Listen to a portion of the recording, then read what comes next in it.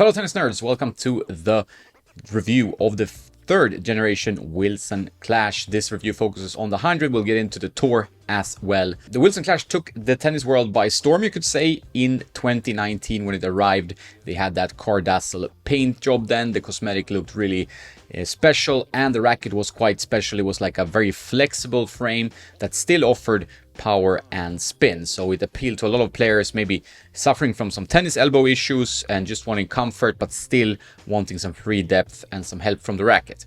And that long ball pocketing in the string bed and the trampoline effect is quite addictive to play with. It can result in some inconsistency at times, some balls going long, but overall it's a fun racket to play with. But what happened in version 2, in my opinion, was that they stiffened it up a little bit, they dampened the feel a tad, and it wasn't kind of the same magic. And I think Wilson got this feedback, and that's really what I felt first time playing with the version 3 Clash. And we have Michael from Wilson explaining a little bit of the thinking behind the Clash V3. I'm here with Team Wilson, Michael, Rodrigo. Really nice guys, very good tennis players as well. And we had a nice hitting session and a very good lunch here at Beverly Hills Tennis Club. On the table we have the new Clash. It's version 3 now, and we have two different versions, a few more models, I guess, like a lighter ones, but this is the 100 and the Pro, right? Correct, yeah. So what's new in the new Clash? Clash is, of course, one of our more unique rackets, and I would say one of the most unique rackets in the market. Yeah. It's a concept all about flexibility and stability.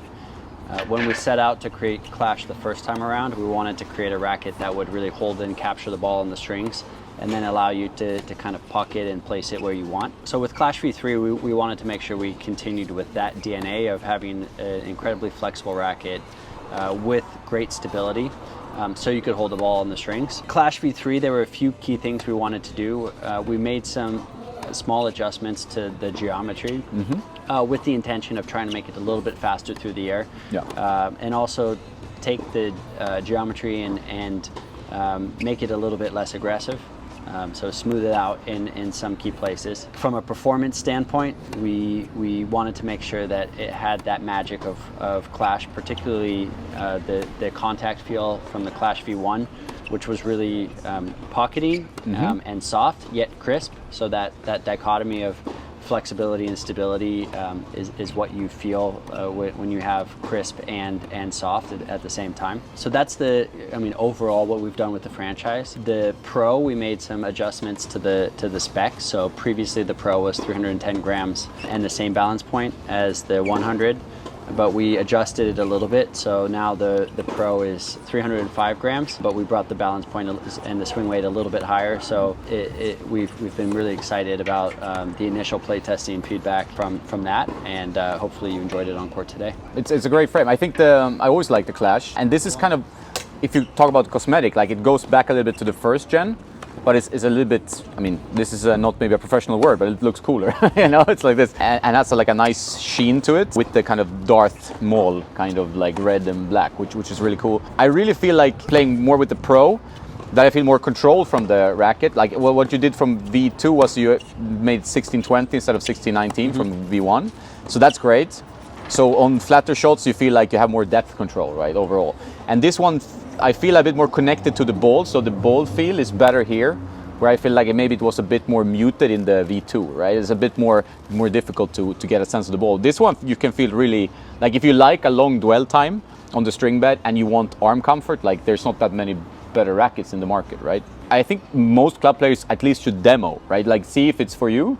Not everyone likes that long dwell time, but if you want to save your arm, which most people need, and this can be played even with a poly, and it's pretty comfortable still, which is pretty cool. One thing that I really want to applaud Wilson for, and that they've said that they really want to focus on, is tightening up their spec tolerances. This was really evident in the new Blades V9, and it's really clear here that the spec tolerances are tighter. They are more in line with what you can expect and what you should expect spending a lot of money on a tennis racket. So I think huge applause, big thumbs up to that. I think that's such an annoyance among customers in the tennis world when you're buying a racket with one average spec or listed specification, and then you're getting something that is quite different and quite more demanding or just unstable depending on where on the scale you're ending up. I don't know how tight the spec tolerances are.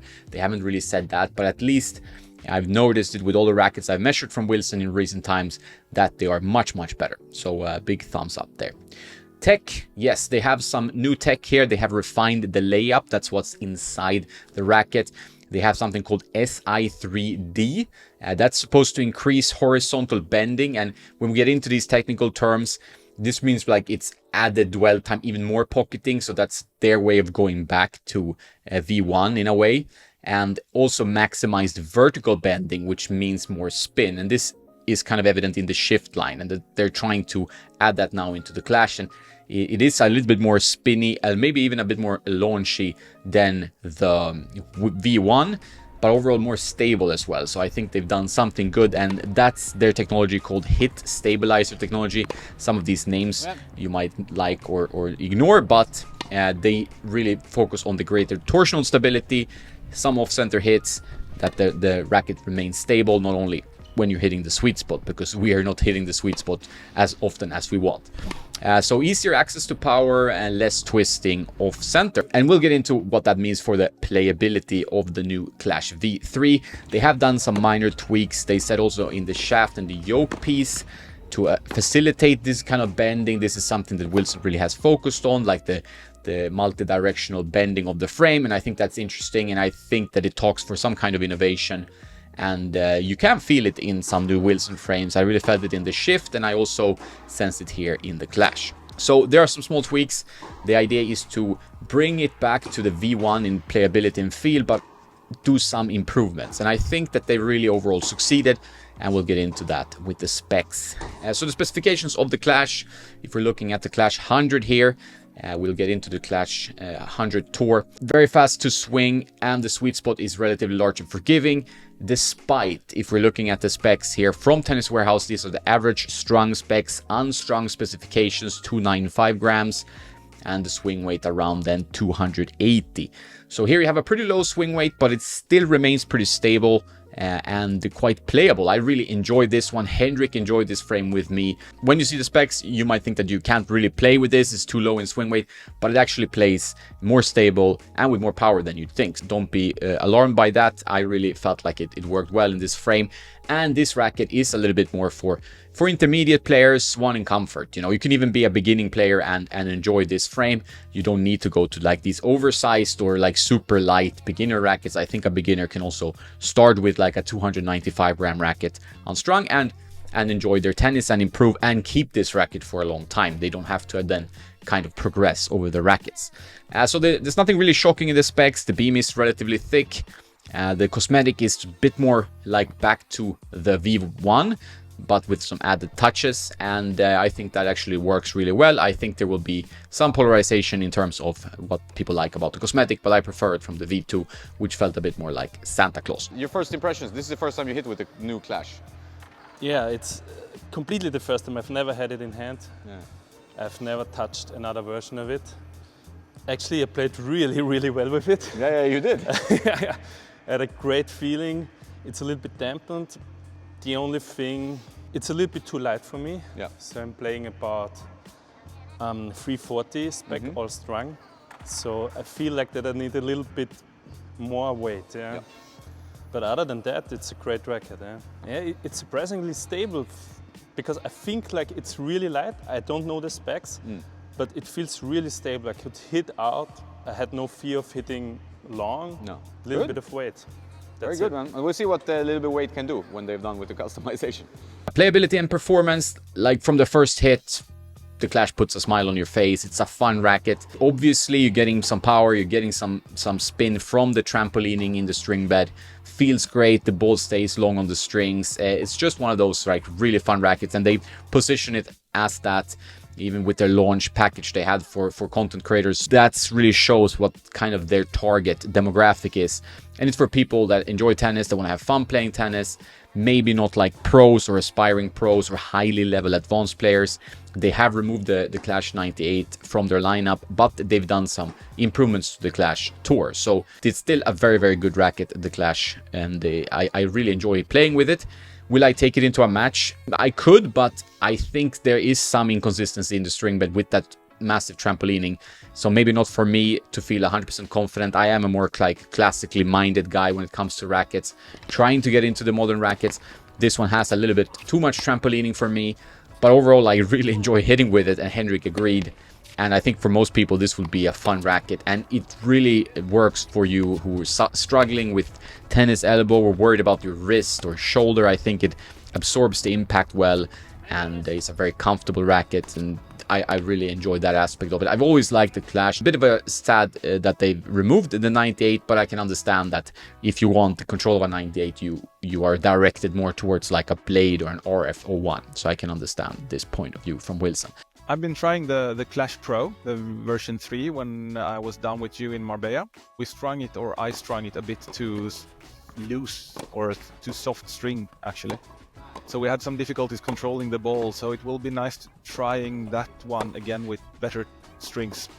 And I've been trying the Clash 295 grams version now, and I've strung it with the Luxilon 4G Soft, and it plays really good. It's very low swing weight though, 308 or 309 or something like that, a strung swing weight. So it feels like it's very easy to swing, it's very easy to hit reaching balls and stuff like that, but you don't get so much pop. But the racket itself, it's unique. They have really managed to make like a powerful racket with good spin, very easy to use, very easy to swing, very fast to swing. It's like playing with, like if you take a modern car, you have power steering, you have traction control, you have everything like that in the Clash. So with some lead, it would be like if you have the swing weight of, let's say 320 or something like that strung, then you will create some more mass on the ball, you will create a heavier ball. I don't know how it works in match play though, but just hitting or playing recreational tennis, then it's a really, really good racket. Very easy to use, very arm friendly, so it's a very successful racket from Wilson, I must say. And I like the design as well. It's very simple with just a black design, red highlights up in the top as well, and with the red Wilson logo, it looks really cool. So thumbs up from me on the Clash. I think I could use it in competition as well with some higher swing weight. One thing, I have been trying the version 1 of the Clash side by side with this one. Yeah, I still have one of those. Yeah, I got one from Wilson just to try and compare, and I think with the first version of the Clash, I had very big string movements. The string was moving all over. Then after each point I had to adjust. This racket I have been playing with 3 hours now, and I almost don't need to adjust the strings anything. So they have adjusted that problem. This one does everything that like the version 1 does, but better. So this is a better version than both version 1 and version 2. And I'm keen to trying this a bit more. A good update from Wilson, I must say.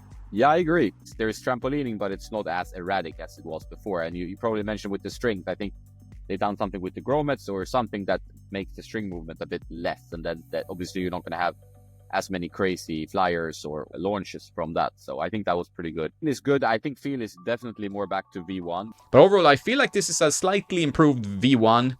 Goes back there. They've done some tweaks. If we get into the Clash Tour, which I think is an important one, it's a bit heavier. It's pretty high on the swing weight scale, getting closer to 330 in some cases. So you need to be a bit more of an advanced player to enjoy that one. 1620 controls the launch angle a bit, gives it a bit of a lower trajectory over net. If you're a little bit more like intermediate to advanced, and you feel like you want a bit more stability and even a tad more power on this one. So for me, the Clash Tour would be the best one. But I actually had maybe most fun with the easier swinging experience of the Clash 100. So I wouldn't put that down, and you can obviously customize that to a higher weight. You cannot add another cross string, but I feel like the cross string difference is kind of minor, but a bit more weight and swing weight is obviously good for some players to have. So there's definitely a purpose. They have some other lighter Clash models as well that I have not tried, and I will see if I will try them at some point. But overall, I must say, like, this is feeling like a more stable, refined version from the V1 and a clear improvement, in my opinion, from the V2. I think they really went back but improved that, and I think that was a good move by Wilson. So I really enjoy playing with this one. Might not be my next tournament racket, but I know many players that will hand it to and say, hey, try the Clash. It's gonna maybe change the way you're perceiving tennis, and also help protect your arm a bit. And I really felt that when I played with the Clash. And we all who hit with this one had a lot of fun. So that's, I think, is the spirit of the Clash, and something that I think you will feel when you're hitting with it. If you want to check out the Wilson Clash V3 rackets, please do so from wilson.com. Links in the description. Tennis Warehouse, Tennis Warehouse Europe, or Tennis Only. There are affiliate partners. We get a small commission if you buy anything. So check that out. It gives us a little bit of help to keep doing reviews like this. Yeah, a thumbs up. I like this frame. I think 2025 will show a lot of thumbs up. I've been playing with loads of these rackets now for weeks, and I've really not had like a strong negative experience. Some are not as exciting as some, but I think this was really fun. I didn't expect it to be as much fun. If we look at the pros and cons, comfortable, some good power for the specification, and some good spin potential. The con, really the only con I would say, like, okay, the beam can feel a bit thick at times, 24.5 millimeters. But overall, I would say the main con is that sometimes you have control issues with the Clash. It's gonna have a little bit of trampolining, maybe excessively so at some points. But you can learn to manage that and play around with that. It's kind of like playing with a pretty low string tension. And Not bad.